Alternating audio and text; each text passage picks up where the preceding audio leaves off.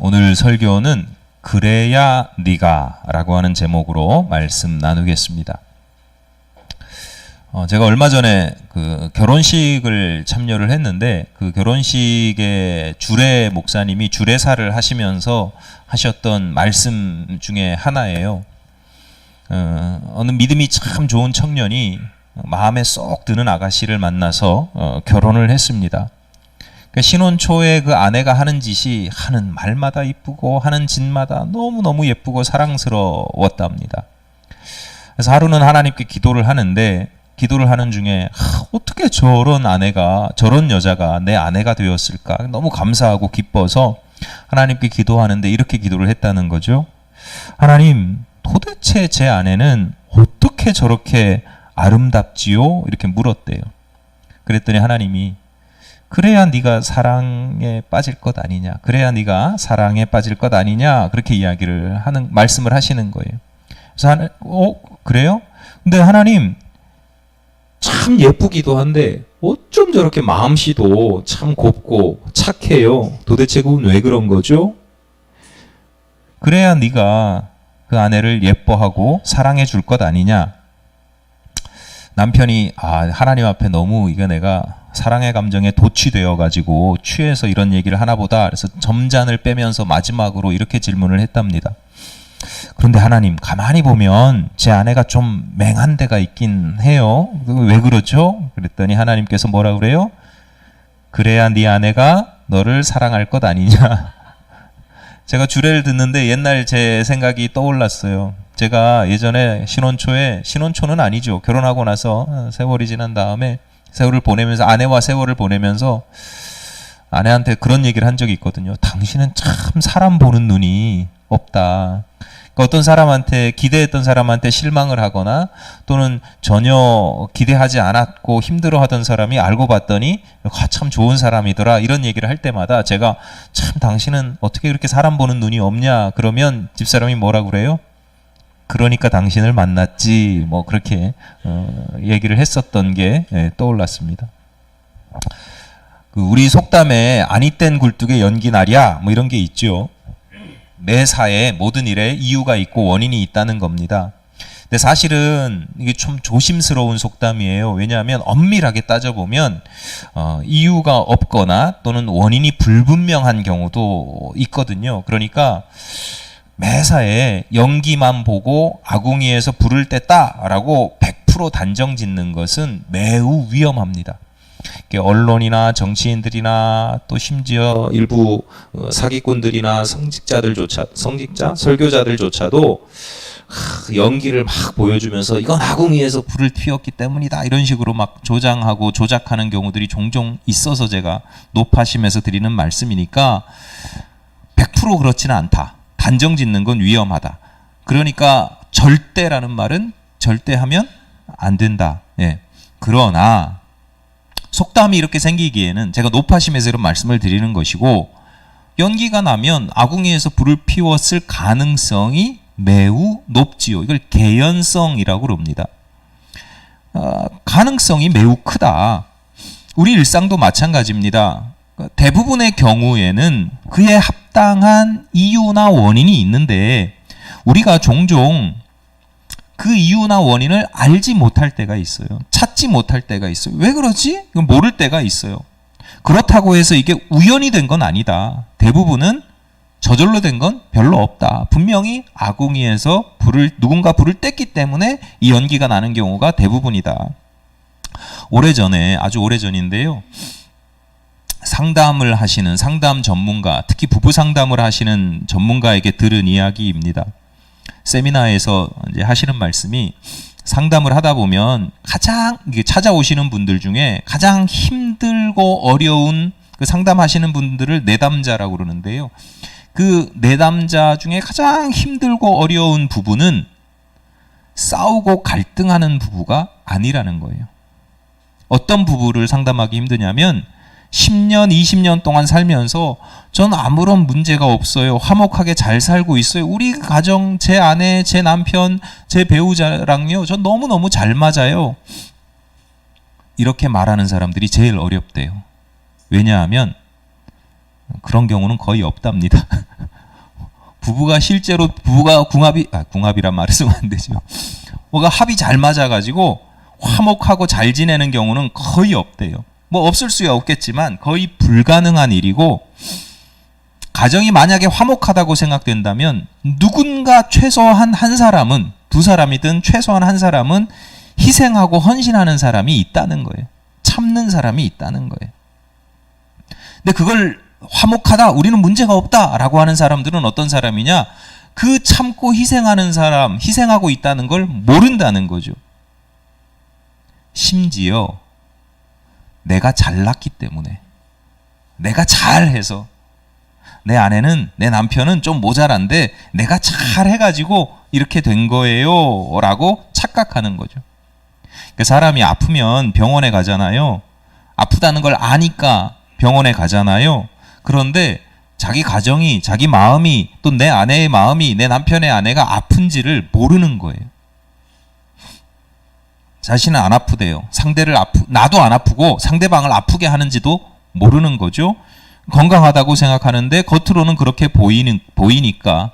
그래서 우리는 화목합니다라고 하지만, 한 번도 싸운 적이 없습니다라고 하지만, 우리는 한 번도 싸운 적이 없어요. 그러면 이 전문가는 오늘 어렵다. 이분들 어렵겠다. 싸움이 안 났을 수가 없는데 싸움이 없었다라고 하는 건 분명히 그걸 자랑처럼 이야기하면 상담하기가 힘들다는 거예요. 오히려 마음에, 그 가정에 암덩이가 자라고 있는데 그걸 모르고 있는 것 뿐이라는 거죠. 부부 사이만 그런 게 아니고요. 예컨대 누군가 나를 아주 잘 대해주고 선대해주고 사랑해주고 예뻐해주고 뭐 잘 배려해주고 돌보아줄 수 있어요. 이유가 뭐예요? 내가 사랑스러워서, 내가 대우받을 만해서, 내가 잘나서일 수도 있지만 전혀 반대로 내가 사랑스럽지도 않고 참 미숙하고 어리석은데도 바로 그 사람이 성숙하고 인품이 좋아서 나를 잘 해주는 걸 수 있거든요. 그 사람이 나 정말 나 같은 사람 정말 못 참겠다 싶은데 그 사람만큼은 참고 오래 참고 기다려주고 있을 수도 있는 거예요. 그런데 그 상대방의 선의를, 호의를 깨닫지 못하기 때문에 상대방이 나한테 잘해주는 걸 나의 권리인 것처럼, 우리 호의가 반복되면 권리로 여긴다 뭐 이런 말이 있잖아요. 그래서 권리처럼 여기게 되는 거죠. 신앙생활도 마찬가지입니다. 주일 예배를 드릴 때 앞서도 이제 봉헌 순서를 가졌잖아요. 봉헌 순서에서 저는 자주 그런 감정을 느껴요. 각종 감사 예물들을 이렇게, 그게 금액이 크든 적든 감사 예물을 이렇게 드릴 때마다 제 마음이 참 흐뭇해요. 왜냐하면 하나님, 일주일 동안 내가 참 열심히 해가지고 내가 잘 살았는데요, 그거 내가 잘나서 그렇게 된 거예요가 아니라, 내가 이렇게 이루고 내가 이렇게 이겨내고 내가 이렇게 견뎌내고 버텨낸 것은 하나님의 은혜 덕분임을 고백하는 것이기 때문에 참 저는 그 마음이 참 귀하게 느껴져요. 신앙적으로 볼 때 가장 위험한 부류의 사람들이 누구냐면 교만한 사람들이죠. 성경에서는 교만이 그래서 곧 우상숭배다 이렇게 가르치고요. 교만은 하나님을 대적하는 것이다. 하나님과 맞서 싸우는 것이다. 그래서 교만한 사람은 결국은 마지막에 어떻게 돼요? 패망한다. 망한다. 이 교만이 뭐냐? 내가 잘나서, 내가 잘해서 이런 거 다 이룬 거야, 내가 얻은 거야, 이런 거잖아요. 근데 예배마다 감사를 고백하고 예물을 드린다는 거, 습관적인 것 말고요. 그렇게 하면 그만큼 세상을 보는 시야가 넓고 깊다는 뜻이잖아요. 내가 노력한 것도 있지만 나 자신만 바라보지 않고 나를 도와준 누군가, 남들도 바라보고, 나를 이해해준 남들도 바라보고, 세상도 바라보고, 그리고 위로는 하나님까지 바라보는, 하나님의 섭리까지도 바라보는 그런 시야를 가지고 있는 거죠. 이런 사람이야말로 정말로 능력이 있는 사람이죠. 시선이 넓으니까, 시야가 넓으니까. 나만 보는 게 아니잖아요. 다 주변을 다 보고 위에까지 볼 수 있는 그런 시선이 넓은 사람이 능력이 있는 사람이고 참 복된 사람이기도 하다. 적어도 그런 사람은 절대로 교만하지 않다라고 하는 거죠. 여러분, 성숙한 인생이란 뭐냐? 매사에 원인이 있다는 걸 인식하는 거예요. 이게 우연히 저절로 어쩌다 보니 잘 되었다, 그렇게 된 것은 없다. 내가 수고하지 않았다면, 내가 수고했다고 하더라도 그 누군가의 수고와 헌신이 있었을 거다. 내가 피운 건 요만큼밖에 안 되는데 연기가 왜 저렇게 많이 나지? 누군가가 옆에서 땔감을 넣어준 거예요. 그걸 추측할 수 있어야죠. 그리고 나아가서 그 원인이나 이유를 정확하게 파악할 수 있어야 되는 거예요. 현실은요, 굉장히 이 원인들이 여러 가지가 혼재되어 있는 경우가 많거든요. 나도 수고했고, 그 사람도 도와줬고, 누군가는 방해도 했고, 뭐 여러 가지 혼재되어 있어요. 그런데 그 중에서도 정말 가장 중요한 원인이 무엇인지 그 이유를 잘 찾아내고, 주변적인 것들도 분별하는 거예요. 원인들 중에 주변적인 게 있거든요. 분명히 동참은 했지만 별 영향을 못 끼친 것들도 있어요. 내가 수고했지만 그 별거 아닌 것도 있어요. 예전에 저도 그런 얘기 했어요. 어딘가 무슨 일을 하는데 막 도와줘서 수고했다고 그러는데 제가 그랬어요. 제가 열심히 한 건 맞습니다. 근데 제가 이 판을 한번 경험해 보니까 제가 열심히 한 건 별로 소용이 없고 다른 쪽이 훨씬 더 원인이 된 것 같습니다. 이런 것들을 좀 파악할 수 있어야 돼요. 그렇지 않으면 그 자리에서 내가 이것도 했는데 말이야, 막 왜 나 대우 안 해줘, 뭐 자세한 얘기는 할 수 없고, 하여튼 자기 입장에서만 이기적이고 왜곡되게 해석하는 것이 아니라 가능한 객관적으로 정확하게 해석해야 되는데, 그런데 이게 쉬워요? 절대 쉽지가 않아요. 그래서 성숙한 성도들은 어떤 성도들이냐? 늘 말씀의 거울로 자기를 비추어 보는 겁니다. 자기를 객관화시키는 거예요. 여러분, 교회에서 옛날에는 그랬어요. 성경 많이 읽으십시오. 1년에 1독하고 1년에 2독하고. 그 읽는 게 무슨 소용이 있어요? 그렇게 읽는 게. 저는 여러분이 성경을 가까이 했으면 좋겠어요. 기도하면서 하나님의 계시도 듣고 지혜도 들었으면 좋겠어요. 성경도 가까이, 우리가 말씀을 가까이 하고 기도를 자주 해야 되는 이유 중에 하나가 그거예요. 제가 말씀은 안 드리는데 아닙니다. 제가 관리자 입장에서 유튜브 영상 이렇게 딱 보면 누가 봤는지는 모르는데 몇 사람이 봤는지는 알아요. 그냥 클릭만 한 거와 쭉 1시간 30분 뭐 이렇게 본 거 이거 다 돼요. 제가 아는데 얘기를 안 하는 것 뿐이죠. 여러분, 그렇게라도, 아니 온라인으로 녹화를 해서 이렇게 보내는 이유가 언제라도 내가 들을 수 있고 볼 수 있고 또 다시 볼 수 있고 할 수 있도록 했는데, 오히려 언제라도 볼 수 있으니까 이제 안 보고 미루고 뭐 하다 보면, 미루다 보면 또 안 보고 뭐 이렇게 되는 거예요. 여러분, 기회가 있을 때 수시로 말씀을 가까이 하고 기도를 하셔요. 왜냐하면 그게 여러분한테 참 복된 거예요.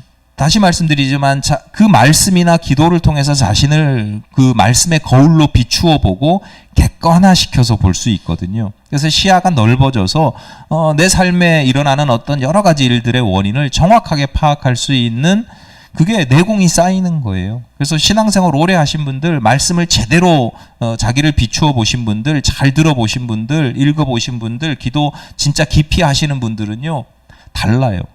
그걸 말씀드리는 거예요. 수량으로 많이 하십시오 이게 아니라 정말 다른 삶을 살게 되는 거예요.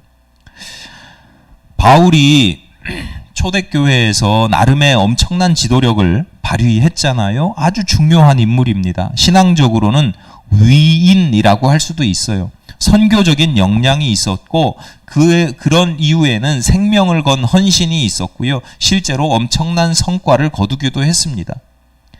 그랬기 때문에 바울은 모든 면에서 완벽한 사람이었을까요? 완전한 사람이었을까요? 그렇지 않습니다. 늘 말씀드리지만 세상에 흠이 없고 완벽한 사람은요 아무도 없습니다. 제가 바울을 몰라도 누군가가 바울은 완전한 사람이야, 세상에서 이렇게 완전한 사람은 없어 라고 이야기하면 전 그럴 거예요. 그건 당신이 흠을 못 봤기 때문이다. 세상에 완전한 사람은요, 아무도 없어요. 신 말고 사람은, 털어서 먼지가 안 나는 사람은 아무도 없어요. 그러니까 계속 지금 정치권에서도 계속 먼지 털잖아요. 털다 보면 나오니까.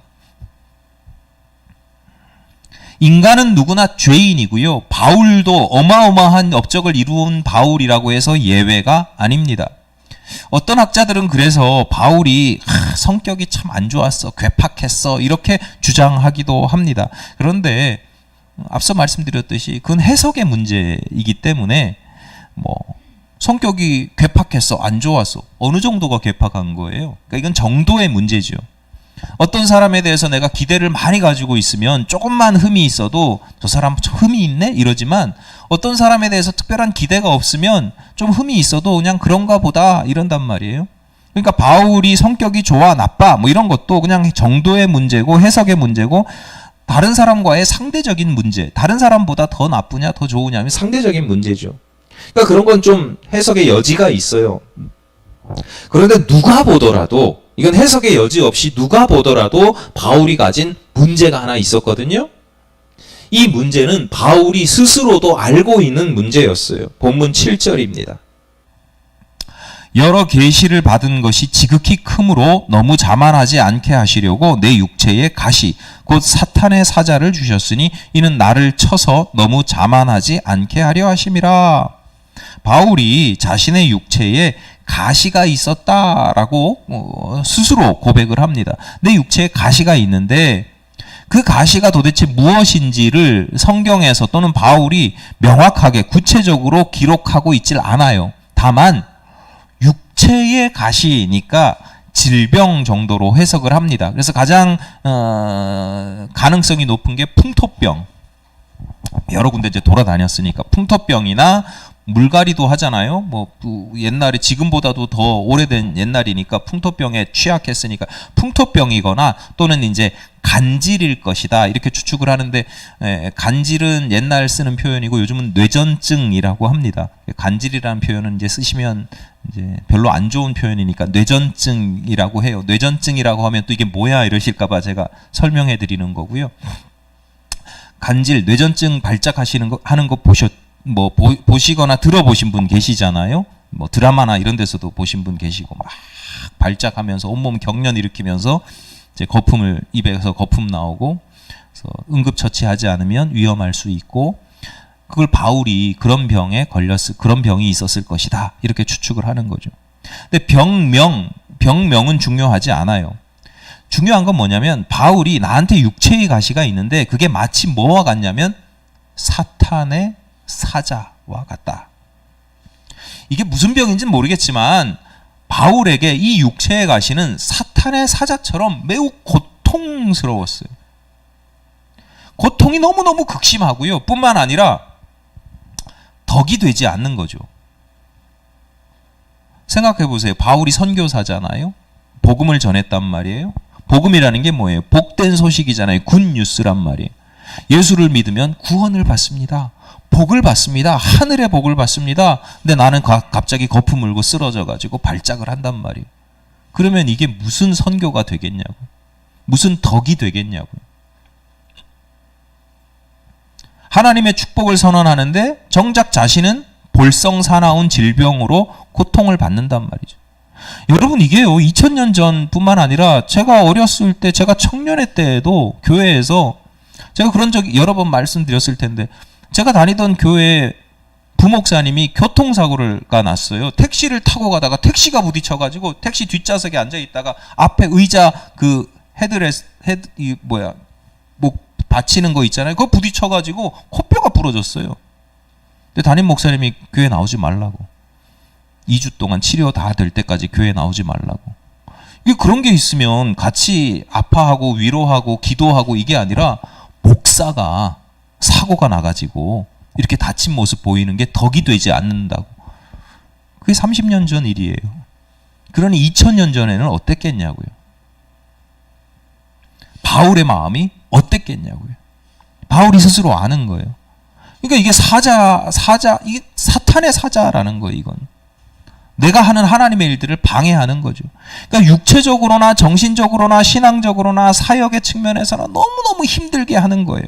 본문 8절입니다. 이것이 내게서 떠나가게 하기 위하여 내가 3번 주께 간구하였더니, 당연히 바울 입장에서는 이게 자연스러운 거잖아요. 너무 고통스럽고 사탄의 사자와 같은 이게 있으니까 기도를 했단 말이죠. 떠나가기를 기도를 했어요. 3번 기도했대요. 숫자적으로 딱 3번만 기도했다는 뜻이 아닙니다. 유대인들에게 3번이라고 하는 건 관용적인 표현이에요.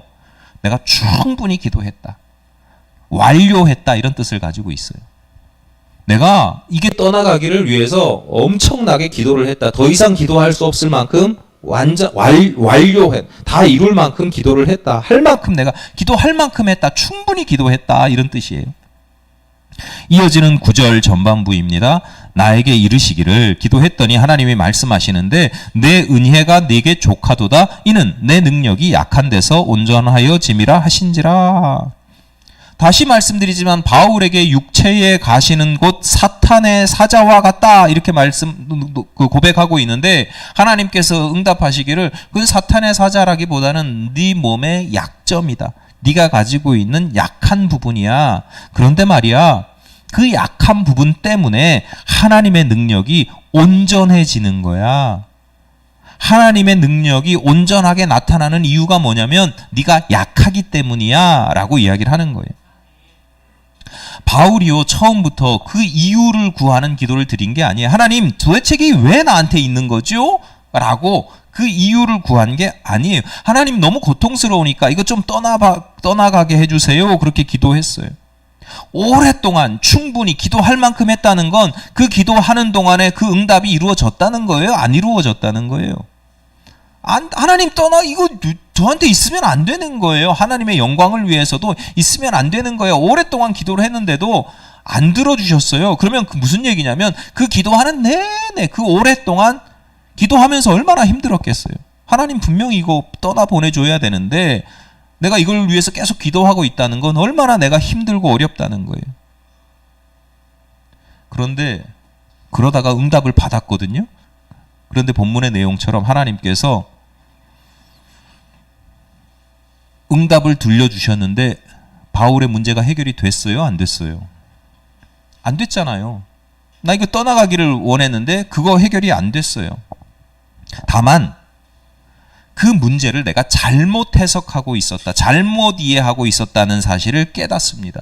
그래서 문제는 여전히 있거든요. 내 몸에 육체의 가시가 여전히 있어요. 그런데 그 문제를 보는 시선이 달라진 거예요. 이 문제가 왜 있는지, 이 문제의 이유가 뭔지, 원인이 뭔지, 이 지금 연기만 계속 봤는데 아궁이에서 어떤 일이 벌어지고 있는지를 정확하게 이젠 알게 된 거예요. 예전에는 이 연기만 보고 이건 이 아궁이에서 사탄의 사자가, 사탄이 불 때는 줄 알았는데 보니까 원인이 다른 데 있는 거예요. 이유가 다른 데 있는 거예요. 9절 후반부입니다. 그러므로 도리어 크게 기뻐함으로 나의 여러 약한 것들에 대하여 자랑하리니 이는 그리스도의 능력이 내게 머물게 하려 함이라. 바울이 원인을 알고 나서 너무너무 기쁜 거예요. 문제가 해결되지 않았어요. 여전히 나를 고통스럽게 하는 게 있어요. 그런데 이 문제로 인해서 이제는 이걸 나의 자랑거리로 삼겠습니다. 내가 이런 게 약하고 저런 게 어렵고 이런 게 핍박받고 내가 이렇게 어리석었고 이렇게 힘들었는데 그걸 옛날에는 감췄단 말이에요. 덕이 되지 않는다고. 근데 이제는 그걸 내가 자랑처럼 여러 사람들한테 사실은 내가 이런 게 약해. 내가 이런 일이 있었는데 넘어졌어. 이렇게 자랑하겠다는 거예요. 그것 자체를 자랑하겠다는 게 아니라, 왜냐하면 나의 약함 때문에 그리스도의 능력이 내게 주어지고 그 그리스도의 능력이 내게서 더 온전하여진다는 걸 깨달았기 때문에 나의 약점을 고백하는 거예요. 하나님, 내가 이렇게 약해요. 또 넘어졌네요. 그런 사람에게 하나님께서 그 문제를 해결할 수 있는, 커버할 수 있는, 덮어줄 수 있는 능력을 주신다. 문제의 원인을 정확하게 파악하는 이유 중에 하나가 이런 겁니다. 그렇지 않으면 하나님의 축복을 저주로 여길 수도 있는 거예요. 하나님께서 참 복된 계기를 주셨는데 그걸 저주로 여기는 거죠. 자랑거리를 수치스러운 것으로 여길 수도 있습니다. 반대의 상황도 되겠죠. 수치스러운 것을 자랑할 수 있고요. 저주를 축복으로 여길 수도 있어요. 실제로 그런 경우가 왕왕 있습니다. 예컨대 제가 목사잖아요. 우리 여기 계신 분들은 절대 안 그러는데 저를 잘 모르시는 분들 중에 목사 앞에서 돈 자랑을 해요. 땅 자랑을 해요. 집 자랑을 해요. 심지어 제가 가난한 목사인데 제가 가진 게 없다는 걸 아시는 분이 그 앞에서 땅 이거 샀고 뭐 내가 돈이 얼만큼 있고 이렇게 자랑을 하면 제가 부러운 마음이 들까요? 대단하시다고 막 존중해주고 막 그 앞에서 굽신굽신 할까요? 죄송하지만 돈이 있는 건 문제가 아닌데 그걸 그렇게 자랑하는 모습을 보면 불쌍한 마음이 들어요. 안타까운 마음이 들고요. 왜냐하면 저 사람의 성품이나 신앙이나 인격을 돈이 망치고 있거든요. 그걸 모르고 있는 거예요. 돈이 가장 귀한 가치이고 그 사람한테는 신앙도 인격도 성품도 다른 사람에 대한 배려와 뭐 이런 것도 다 그냥 바닥을 치고 있는데 그 원인 중에 하나가 돈이에요. 돈 그 자체가 그 사람을 망하게 하는 게 아니고 돈을 대하는 자세가 망하게 하죠. 그런 경우가 종종 있어요. 반대로 제가 목사니까 자신의 어떤 연약함이나 이런 것들을 수치스럽게 여겨서 고민으로 여겨서 상담하는 경우도 있잖아요. 물론 이게 다른 사람의 시선을 의식할 때 나의 이 연약함이나 이런 것들이 부끄럽고 힘들 수 있어요.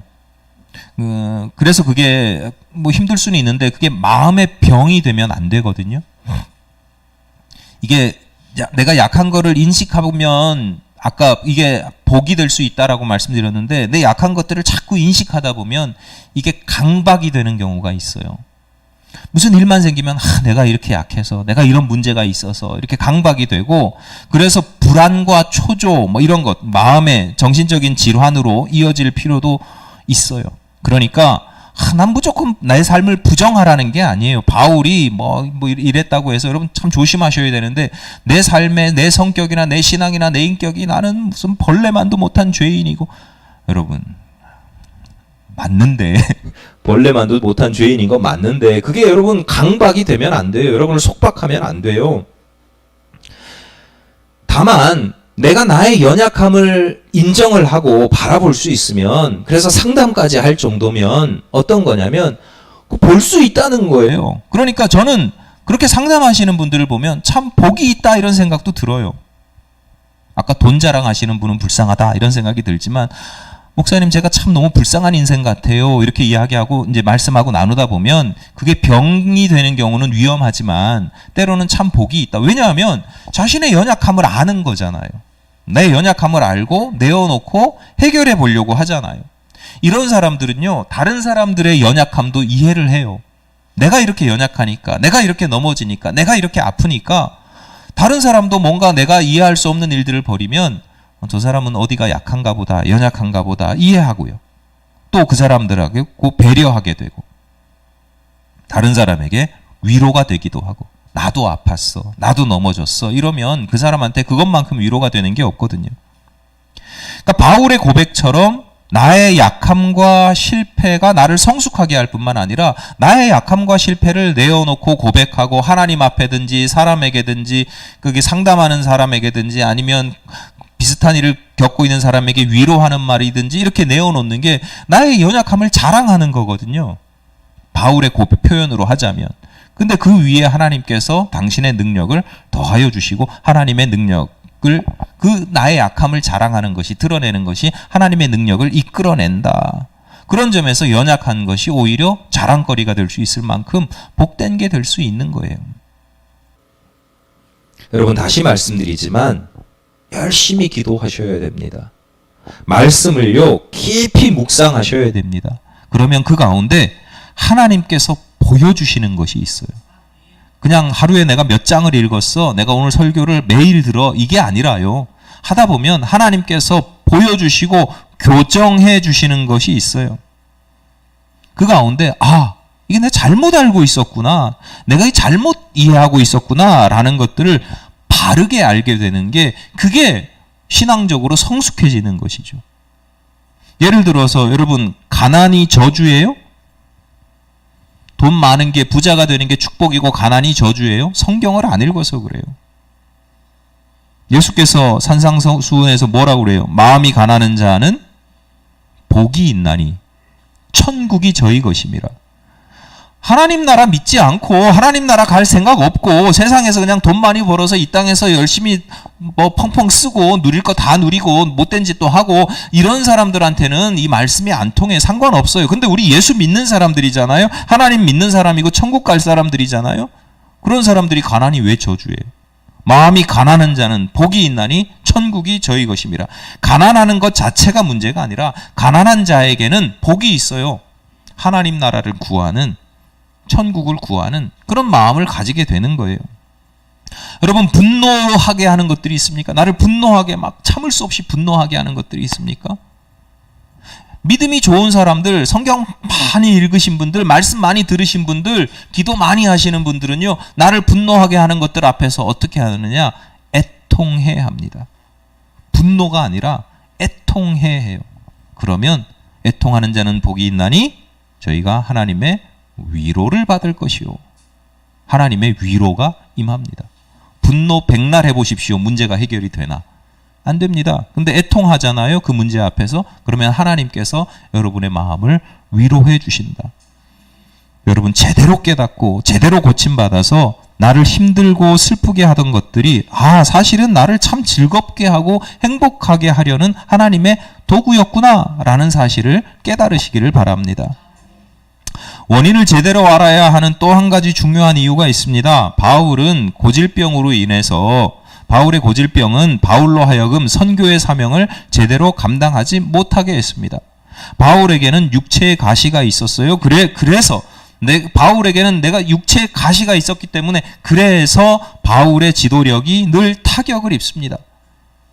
복음을 처음 듣는 사람들뿐만 아니라 교우들 중에서도 우리 목사님은, 우리 선교사님은 저게 문제야. 그래서 이걸 못해. 내 몸에 늘 붙어있는 사탄의 사자 때문에 늘 불안해요. 혹시라도 내가 말씀을 전하다 예배를 인도하다가 갑자기 발작이 나면 어떡하지? 불안하죠. 위축되죠. 그러니까 바울의 문제는요, 우리들의 인생에 바울뿐만 아니라 문제는 우리로 하여금 늘 그래서라는 단서를 붙이게 됩니다. 우리들이 가진 많은 문제들이 내 삶에 대한 핑계가 되는 거예요. 내가 지금 이 모양인 건 머리가 나빠서. 머리가 나빠. 그래서. 우리 주변 사람들한테도 그러죠. 제가 저희 자녀들한테도 늘 하는 얘기인데 참 머리가 나빠서. 뭘 못해요? 돈이 없어서. 내가 사람들한테 인기가 없어요. 못생겨서. 하여튼 다 모든 원인 중에 근본적인 게 부모를 잘 만나서요, 잘못 만나서요. 근데 부모 잘나서라고 하는 자녀를 본 적이 거의 없는 것 같아요. 제가 부모님 잘 만나서요, 이렇게 성장했어요. 이런 사람들 본 적이 거의 없는 것 같아요. 100명 중에 한 명이면 99명은 제가 부모님을 잘못 만나서, 그러니까 부모님을 잘못 만나서라는 단어를 워딩을 안 쓰더라도 사실은 제가 어렸을 때 아버지가 이런 일이 있었어요. 어머니가 이렇게 하셨어요. 이런 경우가 굉장히 많아요. 그러니까 내 삶의 지금의 모든 문제들은 뭐냐? 과거의 어떤 문제, 내가 가지고 있는 문제, 그래서 제가 이렇습니다. 바울도 그랬거든요. 내가 이렇게 뭐가 안 되고 이렇게 하는 거는 육체의 가시 때문에, 그래서 사탄의 사자가 자꾸 나를 괴롭혀서 그래서 제가 이런 걸 잘 못합니다. 그런데 바울이 자신의 연약함의 이유를 정확하게 알고 나니까 태도가 바뀌고요. 그 문제가 사명의 이유가 됩니다. 7절을 다시 보겠습니다. 여러 계시를 받은 것이 지극히 크므로 너무 자만하지 않게 하시려고 내 육체에 가시고 사탄의 사자를 주셨으니 이는 나를 쳐서 너무 자만하지 않게 하려 하심이라. 자신에게 육체의 가시가 있는 이유가 있어요. 그래야 교만해지지 않기 때문에. 바울은 육체의 가시를 자신이 늘 겸손할 수 있는 이유로, 도구로 삼습니다. 오늘날 우리들도 마찬가지입니다. 머리가 나빠서 전 아무것도 못해요. 3일을 성경을 읽어도 잘 모르겠어요. 머리가 나빠서요. 30년을 신앙생활하고 성경 공부해도 못 외우겠어요. 머리가 나빠서요. 하던 분들이 말씀 깨닫고 은혜를 받잖아요. 그러면 뭐라고 고백하느냐? 목사님, 하나님, 제가 머리가 나빠서요. 열심히 노력했어요. 제가 머리가 안 되는 걸 알기 때문에 열심히 노력했어요. 성실하게 살았어요. 잔머리도 굴리지 않고요. 요행도 바라지 않고요. 정도를 걷게 됐어요. 왜냐? 머리가 나빠서. 하나님, 제가 이렇게 바르고 성실하게 열심히 살게 해주신 것 머리가 나쁘게 해주셔서, 그래야 제가 열심히 살기 때문에. 요즘은 덜하지만 과거에 남자들은 술자랑 많이 하거든요. 만나면 주량이 얼마가 되느냐. 요즘도 방송 연예 프로그램 보면 마음에 안 드는 것 중에 하나가 주량이 어떻게 되냐, 뭐 소주 몇 병 마시냐, 뭐 막 되게 거드름 피우고 더 많이 마신다고 뭐 허세를 부리고, 그 앞에서 술 못 마시는 사람은 죄인이 되지요. 안주만 없애는 불청객이 됩니다. 저는 예전에 술자리 많이 갔거든요. 술을 못 해요. 그러니까 맨날 안주빨 세운다고. 이 세상적인 용어인데 안주빨 세운다. 당연하지. 난 배고파서 갔으니까 열심히 막 먹고. 왜 골뱅이가 없어? 그럼 제가 다 먹은 거예요. 콜라 한 잔 놓고. 그 앞에서 죄인이 되는 거죠. 선배한테 맞기도 했어요. 뭐 장난처럼 이놈의 새끼. 그래요? 과연? 이게요, 믿음이 없고 깨달음이 없으면 정말 주눅이 들어요. 난 왜 술을 못 마셔? 나는 왜 우리 부모님이 이렇게 낳으셔서 술 한 잔만 들어가면 온몸이 뻘개지고, 나는 왜 나는 남자답지 못해. 뭐. 깨닫잖아요. 술 많이 못 마시는 게 복입니다. 저는 자랑해요. 제가 술을 못 마셔서 그나마 사람 됐다고.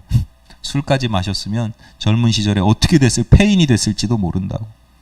그리고 술 잘 먹는 사람들, 자기 술 자랑하는 사람들 앞에서 제가 그런 얘기하죠. 야, 내가 니들처럼 술 마셨으면 니들 다 죽었어. 내가 술 못 마시는 걸 복으로 알아, 이놈들아. 제가 이렇게 이야기를 해요.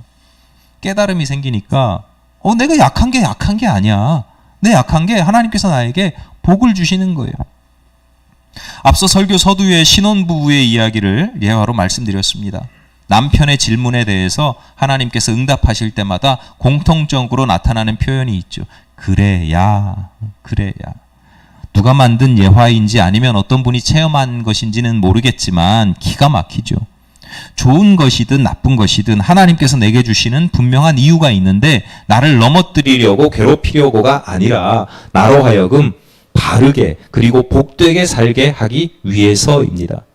단지 기뻐하고 자랑하는 것을 넘어서 내가 더욱 성숙한 자녀가 되기를 원하시기 때문에. 너 이렇게 해야 이놈아, 이렇게라도 살지. 네가 그래도 목사라도 돼야, 그래야 네 신앙을 그래도 조금이라도 지키면서 성숙하게 바르게 살아가려고 애쓰지. 말씀을 그래도 묵상하고 하지 않겠니? 뭐 이런 거죠. 여러분, 우리에게는 저마다 다양한 문제들이 있습니다. 우리는 그 문제들 때문에 부정적인 결과를 이룰 수밖에 없었다고 핑계합니다. 그런데 하나님께서 그런 문제들을 주실 때마다, 야, 그래야, 이 문제들이 있어야, 그래야 그나마 우리가 긍정적인 모습으로 변화될 수 있기 때문이죠. 속 터지는 자식들을 보면서 거울로 삼아 자신을 비추어 보게 됩니다. 자식이 말 잘 들었으면 자기 돌아볼 일이 없어요. 근데 말을 안 들으니까 속상하고 속 터지고 하다 보면, 그러고 보니 내가 아버지 하나님의 말씀을 얼마나 안 듣고 속 터지게 했을까를 깨닫게 되는 거예요. 여러분, 기도와 말씀 가운데 여러분의 문제의 원인이나 이유를 정확하게 이해할 수 있으시기를 바랍니다. 하나님께서 깨닫게 하시는 게 있으셔야 되는데 하나님께서 들려주시는 계시의 말씀, 그래야 네가 이렇게 할 것 아니냐라는 음성을 들을 수 있게 되시기를 바랍니다. 지금까지 나로 하여금 내 인생의 변명의 이유가 됐던 것이 있었다면 이제는 그것이 나의 사명의 이유로 변화되는 놀라운 은혜가 있기를 간절히 바랍니다. 기도하시겠습니다. 하나님, 늘 핑계대고 저희들의 삶을, 제 자신의 삶을, 자신의 신앙을 부정하던 것들이 있었다면 이제 하나님 그 원인을 정확하게 파악할 뿐만 아니라 나아가서 그것이 저희들의 사명의 이유가 되고 하나님 앞에 바르고 거룩하게 살아가게 하시는 이유가 될 수 있도록 늘 깨달음과 또한 믿음을 더하여 주시옵소서. 예수님 이름으로 기도드립니다. 아멘.